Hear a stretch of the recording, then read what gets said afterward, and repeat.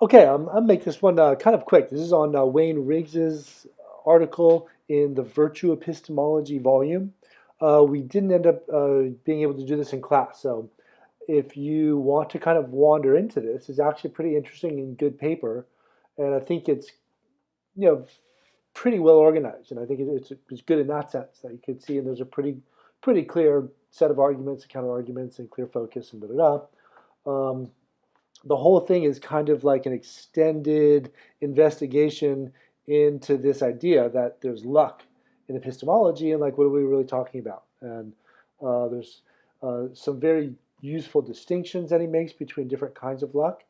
And then he makes a few arguments against some existing definitions of epistemic luck and saying that some of the people that are doing this as a way of kind of like addressing Gettier problems, they're kind of using some mistaken notions of how to properly understand epistemic luck.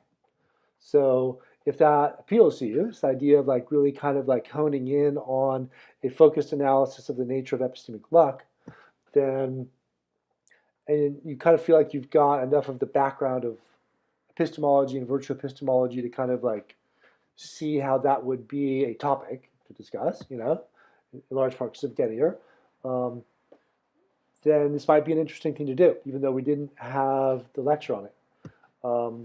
So I think let's leave it at that. I'm not going to give a whole lecture on the paper. If anyone wants to do this, there's room to discuss this a little bit. He distinguishes these few different kinds of luck. I actually had mentioned these a little bit in class. I don't know if you have it in your notes, but I did kind of take a little page from Wayne here, so to speak, when I was presenting some of the stuff on epistemic luck in class. But da, da, da, da.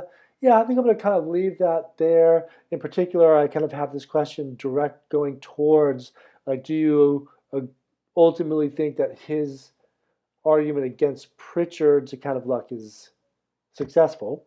Um, Pritchard is not something that we've read. He does have articles in that Virtue Epistemology volume, but he's actually a very significant philosopher in the world right now.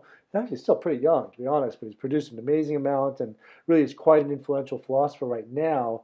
So it's actually kind of like a ambitious argument that he's making against Pritchard, and I kind of like it. I kind of like the anti-Pritchard line too.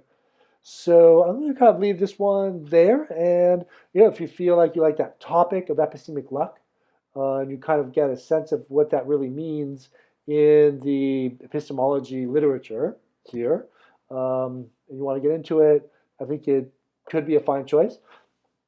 If you're feeling like you want something connected more to what we've been discussing in class, you might do something else. So I'll kind of leave it at that.